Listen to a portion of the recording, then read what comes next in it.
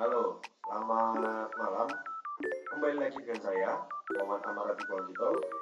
Dan pada kesempatan kali ini, kita akan belajar tentang modul selanjutnya, yaitu analog to digital converter pada sistem embedded kali ini. Sebelumnya, kita perkenalan lagi. Jadi saya Maratipo dan di sini saya 061. Dan saya dari Prodi Teknologi Rekayasa Otomasi Angkatan 2024. Oke, bicara tentang ADC, pasti kan nggak asing nih, karena mungkin jika kalian ini pernah lihat video-video saya sebelumnya, pasti nggak bakal asing dengan ADC atau analog to digital converter. Yaitu seperti ini. Intinya adalah dia itu mengubah analog sinyal ke digital sinyal, atau kita bisa kenal dengan PWM, global kotak di sini. Jadi ADC ini adalah dia sirkuit elektronik yang berfungsi mengubah sinyal analog atau kontinu menjadi data digital atau discrete. Dan fungsi utama memungkinkan mikrokontroller merasakan fenomena fisik seperti suhu, tekanan, suara, dan cahaya melalui basic kerja, yaitu sampling atau pengambilan data, kemudian quantization, pembuatan nilai, dan juga encoding, pengubahan biner. Nah, jadi pada ADC kali ini kita akan menggunakan dua microcontroller, yaitu ada ESP32 dan juga STM32. Nah, sebelum itu pastikan jadi microcontroller di sini memiliki spesifikasi yang berbeda. Di sini saya akan menjelaskan apa saja perbedaan spesifikasi dari ESP32 dan juga STM32. Yang pertama ada tipe ADC. Nah, jadi untuk ESP32 ini dia menggunakan SAR, Successive Approximation, dan juga STM32 pun sama, dia menggunakan SAR juga. Kemudian untuk resolusi masih sama, yaitu resolusi ini dia untuk mengukur seberapa tinggi ataupun besar gelombangnya, yaitu berada pada 12 bit atau 4095. Nah, di sini biasanya kalau di layar ya, ataupun waktu dicoba ya, bitnya bisa sampai 4096. Kemudian untuk jumlah unit juga sama, jumlah kanal. Nah, ini jumlah kanal yang membedakan ESP32 dan STM32. ESP32 ini dia memiliki 18 kanal. Nah, sedangkan STM32 dia memiliki 10 kanal pada varian Bluebill. Kemudian tegangan input sama, yaitu 0 volt hingga 0,3 volt. Kemudian untuk fitur khususnya, yaitu ESP32 dilengkapi attenuator, yaitu untuk mengukur range dari voltase itu sendiri. Sedangkan STM32 yaitu dia berada pada mode DMA, Direct Memory Access, yang cepat. Kemudian next ada konfigurasi. Jadi pada konfigurasi di ESP32 ini dia menggunakan framework ABIDE. Konfigurasi sangat simpel namun butuh perhatian pada linearity. Kemudian ada juga langkah-langkah konfigurasinya. Jadi yang pertama, dia menentukan pin yang menggunakan PC, yaitu pin CIO, kemudian mengatur atenuasi dari saja di atas satu port. Dan di kanan di sini adalah ada contoh dari konfigurasi STM32, yaitu dengan serial bikin 11.200, 115.200 dan segala macam. Lanjut ke konfigurasi STM32. Dia biasanya dikonfigurasi dengan STM32 Cube MX untuk mengatur clock dan juga sampling time. Yang kalian dia pemrograman sebagai berikut. Yang pertama ada POM mode, yaitu dia mengkonversi SI, intra mode, kemudian memberitahu saat data siap dan efisien, dan DMA mode, data langsung dikirim memori tanpa untuk dari CPU. Kemudian ada ADC ESP32 vs STM32, yang artinya adalah apa yang membedakan teknik ADC melalui media ESP32 dan STM32.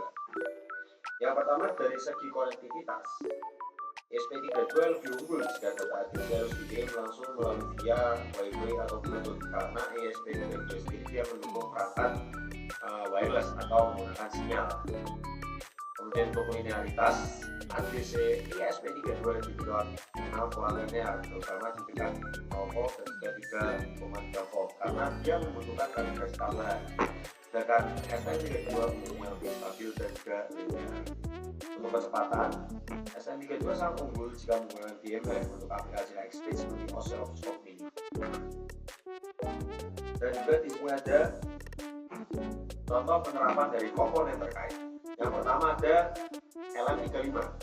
Ini adalah sebuah sensor yang berfungsi mengubah beban suhu menjadi beban tegangan dengan kaki-kaki. Di sini ada nomor 1, 2, dan 3. 1 ini sebagai VCC, 2 ini sebagai out, dan 3 juga sebagai GND. Kemudian ada potentiometer yang nanti akan kita pakai di sini, yaitu sebagai input kendali manual seperti volume atau kecepatan motor. Dan juga yang terakhir ada LM35. Ini dia adalah sensor cahaya untuk mendeteksi intensitas cahaya untuk sistem lampu kita contohnya. Ini kita langsung saja akan masuk.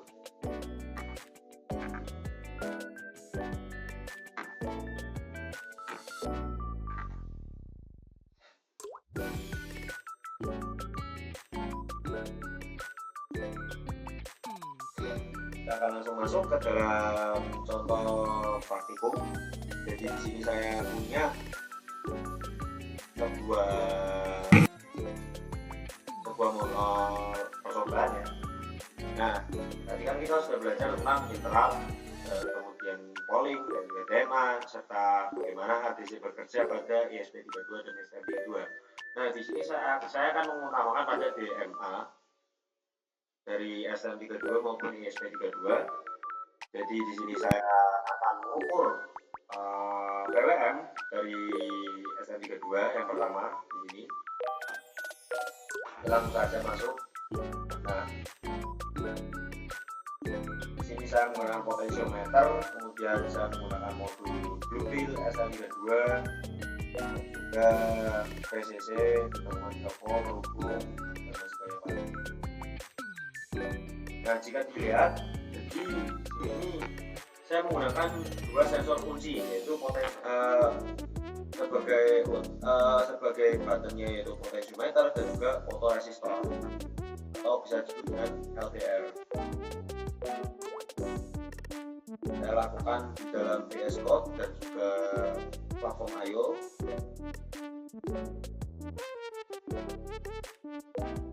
Kita ditunggu.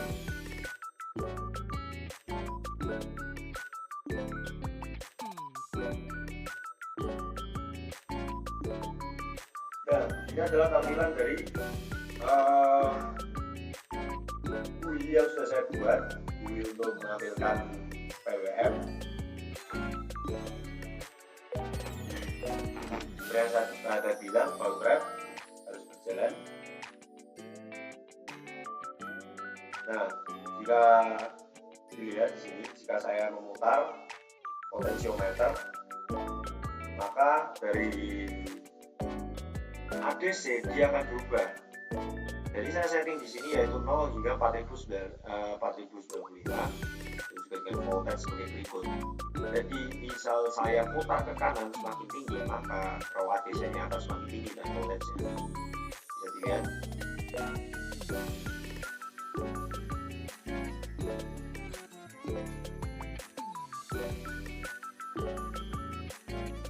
Dan ini adalah cara pengerjaan modul menggunakan DMA atau Direct Memory Access. Maka dari itu seperti yang dibilang tadi tadi,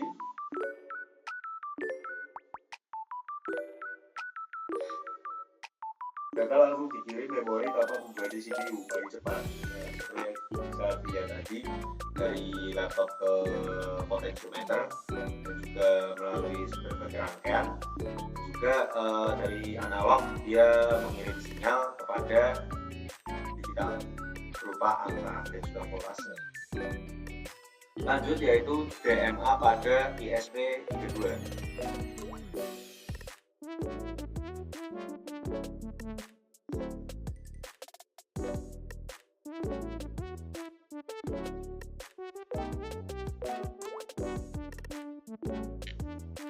dilihat, yaitu ini adalah codingan saya yang dibuat oleh platform IO.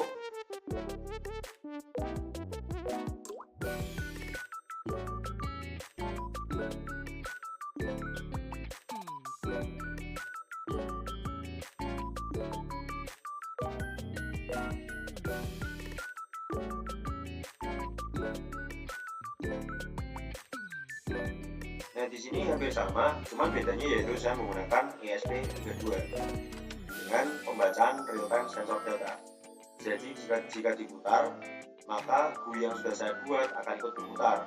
Nah, dan juga di sini ada LDR-nya, yaitu di sini saya menggunakan sensor LDR atau fotoresistor yang tadi saya sebutkan. Hampir sama, kurang lebihnya seperti ini. Intinya yaitu DMA, Direct Memory Access, jadi dia langsung data dari DMA itu langsung mengirim kepada penerima. Melalui apa? Nah, di sini jadi DCI yaitu sensor monitor atau GUI dari DCI yang sudah saya buat. Bisa dilihat jika saya putar, dia akan berubah terus, dan juga sebaliknya. Dan juga untuk terakhir saya punya variasi yaitu interrupt. Jadi interrupt yang saya lakukan di sini adalah interrupt menggunakan STM32 ya. Jadi salah satu penerapan dari ADC itu sendiri. Jadi ini adalah rangkaian yang sudah saya buat dan juga saya menggunakan STM32.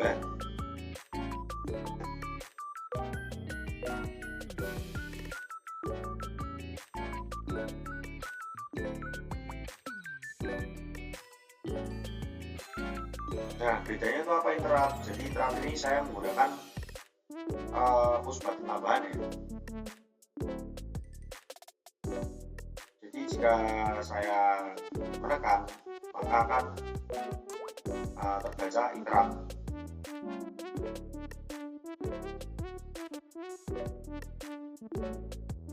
Nah, jika saya ngeklik di sini, akan terbaca interrupt. Nah, contohnya ini interrupt. Jadi ini adalah sebuah penerapan dari ADC. Oke, itu saja. Tentunya kita punya kesimpulan di sini, yaitu ADC adalah mata bagi sistem embedded untuk melihat dunia analog. Kemudian pemilihan resolusi saat menentukan pemilihan data yang didapat. Dan juga ESP32 cocok untuk proyek IoT yang butuh pembacaan sensor nirkabel. Sedangkan STM32 adalah pilihan utama untuk industri dan aplikasi basis tinggi berkat fitur DMA dan linearitasnya yang baik. Nah, jadi sekian itu adalah video hari ini dan juga materi hari ini.